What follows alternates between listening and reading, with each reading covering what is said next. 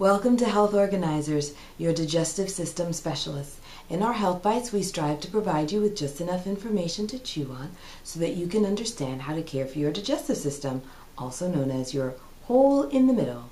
On this edition of Health Bite, we will be discussing three things: food cravings, appetite changes, and food sensitivities.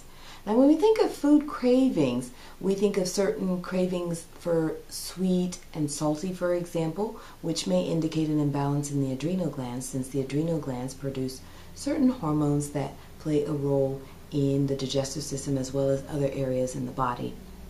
Also, cravings could be for non-food groups or food types, such as ice or even dirt.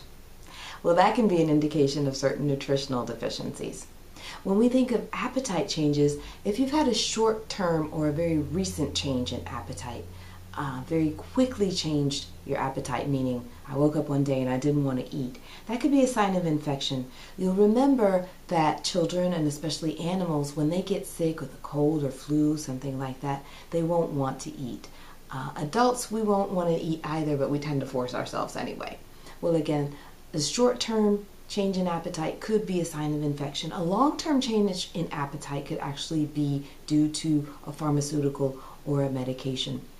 Other reasons that we have appetite changes could be due to anxiety because of an overproduction of cortisol, our stress hormone. Also, just hormonal imbalances can lead to appetite changes as well. Now, with regard to food sensitivities, a couple of different reasons we can have sensitivities to food is because of functional reasons. Perhaps we don't have enough stomach acid to help break down our foods.